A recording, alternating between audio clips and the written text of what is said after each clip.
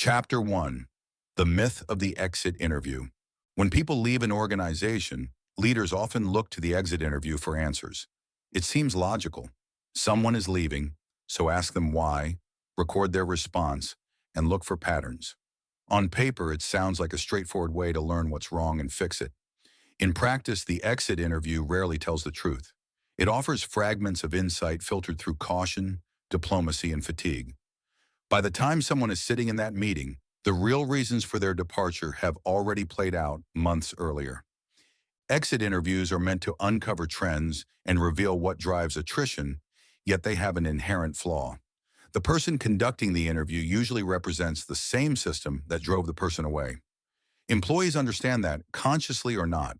Few will risk honesty when they suspect their comments might affect a reference, damage relationships, or simply fall on deaf ears. Most people just want to leave quietly and move on. In many organizations, HR or line managers record data from exit interviews and categorize it into neat reasons: career progression, better pay, relocation, personal reasons. These are easy to digest, but they hide the truth. When someone says they are leaving for career growth, it often means they have stopped believing their current employer will ever provide that growth. When they say pay, it usually means they no longer feel valued. The stated reason is rarely the cause. It is the symptom. The danger is that leadership teams accept these surface-level explanations at face value. They assume that by offering more training, adding a few new benefits, or increasing salaries, they can reverse the trend. While these actions may help temporarily, they do not address the underlying causes that made people want to leave in the first place. The data from exit interviews gives comfort, not clarity. A better question than "why are you leaving" is, "when did you decide you wanted to leave?" In almost every case, the answer will trace back to a moment of frustration, disconnection, or broken trust.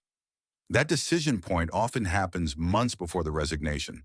People rarely wake up one morning and suddenly decide to quit. It is the result of accumulated moments that quietly wear them down. By the time they hand in their notice, the emotional commitment is long gone. One of the most overlooked aspects of employee retention is timing. Organizations act when someone resigns, not when the first signs of disengagement appear. It is a reactive process driven by HR metrics instead of human signals. The best organizations understand that people give off clues long before they leave. They disengage from meetings, stop contributing ideas, avoid unnecessary effort, or simply go quiet. These are early warnings, but many managers either miss them or choose to ignore them because confronting disengagement is uncomfortable. The exit interview gives leaders the illusion of control.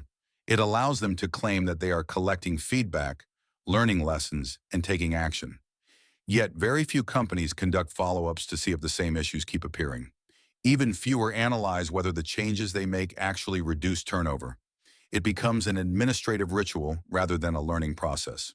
Another issue lies in the structure of exit interviews. Most follow a predictable template with standardized questions designed for easy comparison. This uniformity creates the appearance of objectivity, but eliminates depth. Asking everyone the same questions does not mean you will get honest answers. It means you will get the same polite responses wrapped in slightly different words. True insight requires curiosity. It means being prepared to hear uncomfortable truths and showing genuine interest in what people experience. The person conducting the interview must be trusted, neutral, and skilled at asking open questions. Most importantly, the conversation should happen earlier, when there is still time to act. Once an employee has decided to leave, the window for change has closed. A few organizations have begun using stay interviews instead of waiting for exit interviews. These are regular, proactive conversations with existing employees that explore what keeps them engaged, what frustrates them, and what might cause them to leave. Done well, stay interviews identify problems before they become resignations. They show employees that their opinions matter and that the organization is willing to listen while they are still invested. The key difference between an exit interview and a stay interview is intent. The exit interview seeks explanation after the fact. The stay interview seeks understanding before it is too late. It recognizes that trust must be built over time and that honest feedback comes only when people believe it will lead to action. Leaders often underestimate how much credibility they lose when feedback goes nowhere. Employees quickly learn whether the organization is serious about improvement or just going through motions. When issues are raised repeatedly and nothing changes, people stop speaking up. Eventually, the silence becomes resignation, both emotionally and literally. By then, an exit interview cannot repair the damage.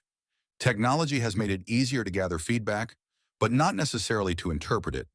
Engagement surveys, sentiment tracking, and digital suggestion tools can all be useful. However, they suffer the same weakness as exit interviews if the data is not connected to meaningful change. Employees do not want to fill in another survey.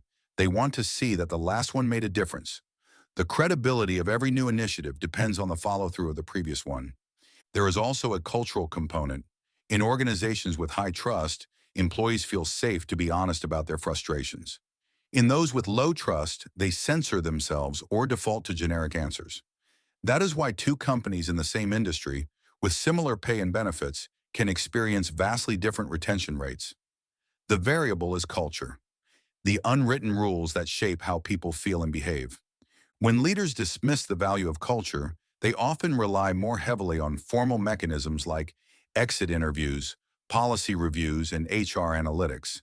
These tools can identify patterns, but they cannot explain the lived experience behind them. Data tells you what happened. Culture tells you why it happened. Without understanding the why, you can only guess at solutions. Imagine two people leaving the same company. One cites career progression and the other management style. On paper, those seem unrelated. In reality, both may stem from the same root cause, a lack of clarity about direction and development. The employee who wants career progression feels stuck because no one has explained how to advance. The one frustrated with management feels unheard because communication has broken down.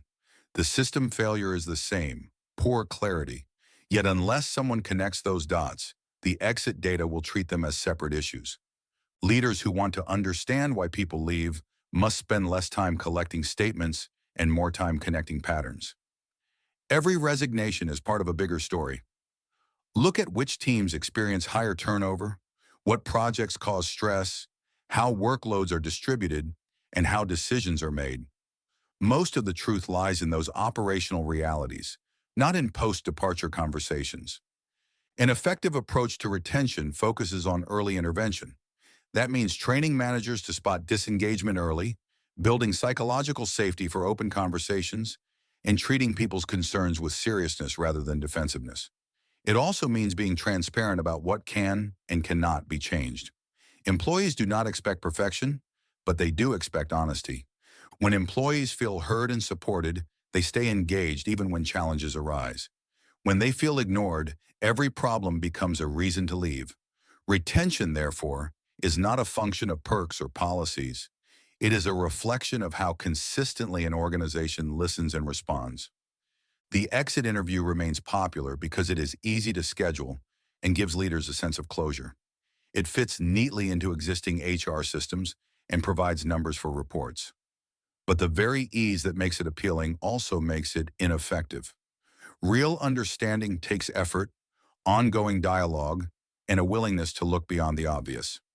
In truth, the best exit interview is the one you never need to conduct.